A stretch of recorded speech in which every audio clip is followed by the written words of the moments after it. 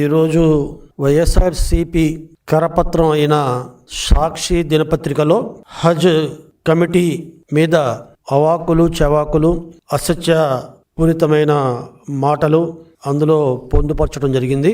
హజ్ committee మీద ఏదైతే వాదన సాక్షి పత్రిక అదేవిధంగా వైఎస్ఆర్సిపి నాయకులు ప్రజలలో ముఖ్యంగా ముస్లిం సమాజంలో తీసుకొచ్చే ప్రయత్నం చేస్తున్నారో, ఒక రకంగా చెప్పాలంటే ఇది కోడిగుడ్డు మీద ఈకలు పేకే చందనంలా ఉంది.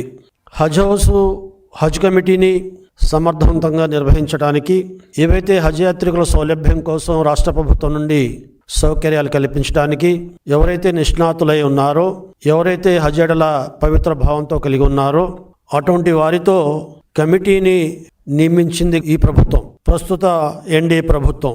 దీనిలో కొన్ని టెక్నికల్గా ఏవైతే నిష్ణాతులైన ధార్మిక పండితుల్ని నియమించాలో అది జరగలేదని హైకోర్టులో దీని మీద రిట్ పిటిషన్ ఫైల్ అయిన తర్వాత దాన్ని సరిచేసుకోవటానికి మరి ప్రభుత్వం కూడా ప్రయత్నం చేసింది. దాన్ని సరిచేసింది కూడా. ఆ లోపాలని సరిచేసి మళ్ళీ జీవో ఇవ్వటం జరిగింది. పాత జీవో 38లో ఏదైతే వ్యక్తులు కొనసాగుతున్నారో వాళ్ళనే కొనసాగిస్తూ కొత్తగా జీవో జరిగింది. అయితే ఇందులో కొందరు స్థానిక సంస్థలలో ఎన్నికైన వారి పదవీ కాలం ఇద్దరిది ముగిసింది. అదే రకంగా ఇంకోరి పదవీ కాలం ఇంకా ఉంది.